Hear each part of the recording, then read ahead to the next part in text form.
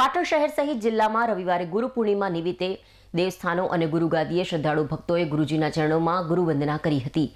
પાટણ જિલ્લામાં ગુરુવંદનાનો ધર્મમય પ્રસંગ હર્ષોલ્લાસભેર ઉજવાયો હતો। ત્યારે પોતાના સેવા કાર્યોથી વર્લ્ડ બુક ઓફ રેકોર્ડમાં સ્થાન મેળવનાર સંત શ્રી દોલતરામ બાપુનો આશ્રમ પાટણના જિલ્લા સહિત સમગ્ર ભારતભરના લોકો માટે આસ્થા સમૂહ કેન્દ્ર બની રહ્યું છે।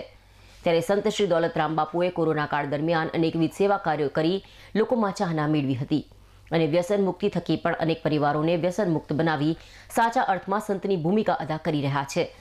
ત્યારે પાટણ નજીક નોરતા ગામે સંત શ્રી દોલતરામ મહારાજના આશ્રમ ખાતે ગુરુ પૂર્ણિમાના પાવન પર્વ પ્રસંગે મોટી સંખ્યામાં ભાવિક ભક્તો ઉમટ્યા હતા અને સંતના આશીર્વાદ મેળવી ધન્યતા અનુભવી હતી। દેવસ્થાનોમાં ગુરુ પૂજન સાથે ભંડારાનો દર્શનાર્થીઓએ લાભ લીધો હતો। નોરતા આશ્રમ ખાતે ભાવનગર, જૂનાગઢ, મુંબઈ સહિતના અનુયાયીઓ પોતાના ગુરુ મહારાજ એવા સંત શ્રી દોલતરામ મહારાજના આશ્રમે તેઓના આશીર્વાદ લેવા વહેલી સવારથી જ ઉમટી પડ્યા હતા।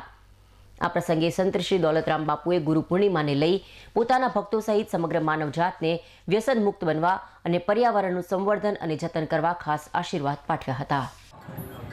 આજના ગુરુ પૂર્ણિમાના પવિત્ર દિવસે સમગ્ર ગુજરાત ભારતભરમાંથી ગુરુ પરંપરામાં માનવાવાળા યાત્રાળુઓ નોરતા ધામ સુધી આવે છે। આજનો સંદેશો સૌને બે હાથ જોડીને વિનંતી કરીને હું આપું છું કે પર્યાવરણમાં સુધારો આવે એટલા માટે ગ્રીન સોલ્જર माँ का नाम पर एक वृक्ष वाओ, विश्वને બચાવો। વૃક્ષારોપણ એ વિશ્વનું કલ્યાણ છે।